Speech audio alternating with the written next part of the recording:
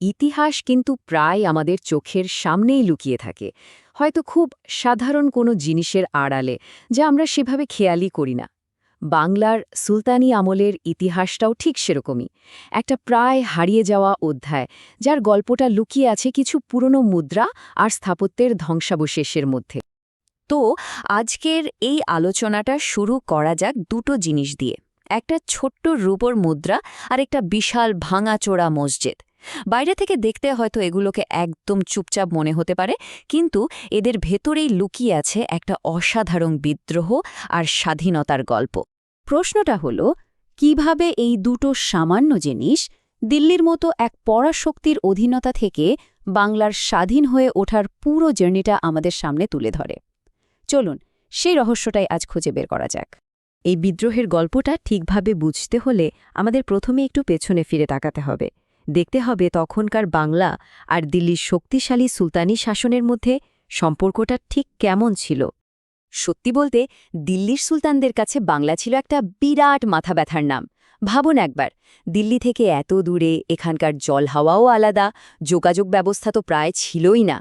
সব মিলিয়ে বাংলাকে কন্ট্রোলে রাখাটা দিল্লির জন্য সবসময় একটা কঠিন চ্যালেঞ্জ ছিল।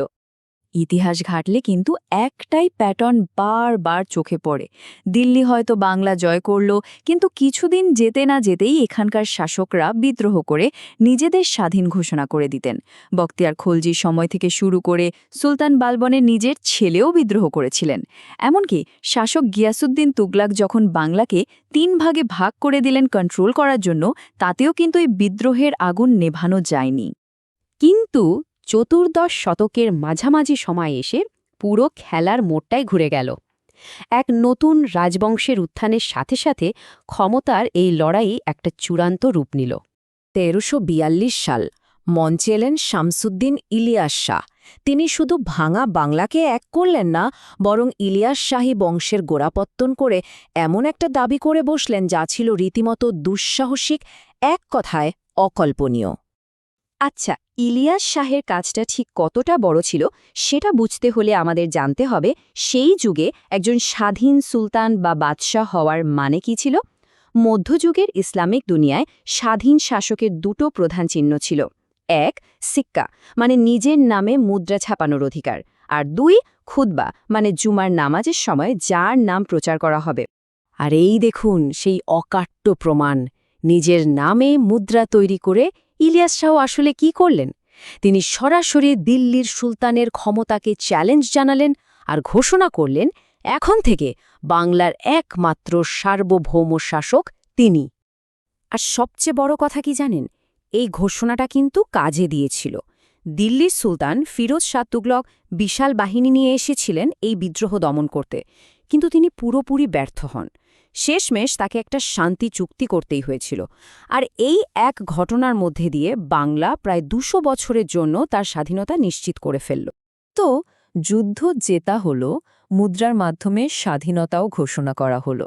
কিন্তু ইলিয়াস শাহের ছেলে সিকান্দার শাহ ভাবলেন, এমন একটা কিছু করতে হবে যা শতাব্দীর পর শতাব্দী ধরে টিকে থাকবে, একটা স্থায়ী বার্তা দিতে হবে। আর সেই ভাবনা থেকেই তৈরি হলো এই বিশাল আদিনা মসজিদ। সে সময়ের জন্য এটা ছিল একটা মেগা প্রজেক্ট, যা নতুন সালতানাতের ক্ষমতা, সম্পদ আর আত্মবিশ্বাসকে তুলে ধরার জন্য বানানো হয়েছিল। শুধু এর সাইজটা একবার ভাবুন, প্রায় 500 ফুট লম্বা আর 350 ফুট চড়া। মানে এটা বানানোর উদ্দেশ্যই ছিল আশপাশের সব স্থাপত্যকে ছোট প্রমাণ করে দেওয়া, নিজেদের সাম্রাজ্যিক অ্যাম্বিশনসটা চোখে আঙুল দিয়ে দেখিয়ে দেওয়া। এর ডিজাইনটাও কিন্তু কম কিছু ছিল না। এটা ছিল দিল্লির ইম্পিরিয়াল আর্কিটেকচারের প্রতি সরাসরি একটা চ্যালেঞ্জ। মানে এটা শুধু একটা ইমারত নয়, এটা ছিল ইট পাথরের লেখা দিল্লির ক্ষমতার প্রতি বাংলার যোগ্য জবাব। আচ্ছা, এবার একটু ডিটেলসে যাওয়া যাক, কারণ এটাই কিন্তু সবচেয়ে ইন্টারেস্টিং পার্ট। মসজিদের কোণার এই মিনারটার দিকে যদি তাকান, একটা বিশেষ ধরনের খাঁচকাটা নকশা চোখে পড়বে। এই ডিজাইনটা কিন্তু হুবহু দিল্লির বিখ্যাত কুতুব মিনারের কথা মনে করিয়ে দেয়। আর এটা কোনো কাকতালীয় ব্যাপার ছিল না, এটা ছিল একটা ইচ্ছাকৃত অনুকরণ। মেসেজটা ছিল খুব পরিষ্কার, বাংলা এখন আর দিল্লির অধীন নয়, ক্ষমতা আর মর্যাদায় আমরা তোমাদের সমান। তবে এই যে স্বাধীনতা এলো, এর প্রভাবটা কিন্তু শুধু রাজনীতি বা স্থাপত্যে আটকে থাকেনি। এখান থেকেই শুরু হলো বাংলার এক নতুন সাংস্কৃতিক অধ্যায়, এক স্বর্ণযুগের সূচনা। যেমন ধরুন, মসজিদের ভেতরে যদি খেয়াল করেন, দেখবেন ঘণ্টা ও শিকলের মতো ডিজাইন। এগুলো কিন্তু স্থানীয়, মানে প্রি ইসলামিক আমলের শিল্পের ছাপ। এখানেই বোঝা যায় একটা নতুন স্বতন্ত্র বাঙালি ইসলামিক সংস্কৃতির জন্ম হচ্ছে, যা বাইরের প্রভাবের সাথে স্থানীয় ঐতিহ্যকে মিলিয়ে নিচ্ছে। আর এই ইলিয়াস শাহী বংশ যে পথটা তৈরি করে দিয়েছিল, সেই পথ ধরেই পরে এলো হোসেন শাহী আমল। এই সময়টাকেই তো বাংলার গোল্ডেন এজ বা স্বর্ণযুগ বলা হয়, কারণ স্বাধীনতার ফলে যে স্থিতিশীলতা এসেছিল, সেটাই বাংলা ভাষা, সংস্কৃতি, সাহিত্য, বাণিজ্য সবকিছুকে বিকাশের এক দারুণ সুযোগ করে দিয়েছিল। তাহলে সব মিলিয়ে আমরা কি দেখতে পাচ্ছি?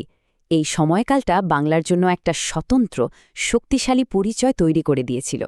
প্রায় ২০০ বছরের রাজনৈতিক স্বাধীনতা, নিজস্ব স্থাপত্য রীতি, বাংলা ভাষার অভূতপূর্ব উন্নতি, এমনকি সুদূর চীনের সাথে ব্যবসা বাণিজ্য আর একটা অন্তর্ভুক্তিমূলক শাসন ব্যবস্থা, এই সবই ছিল স্বাধীন বাংলার লিগেসি।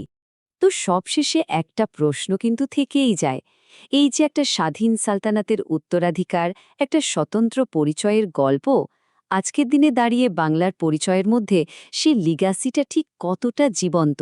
প্রশ্নটা আপনাদের ভাবনার জন্যই রইল।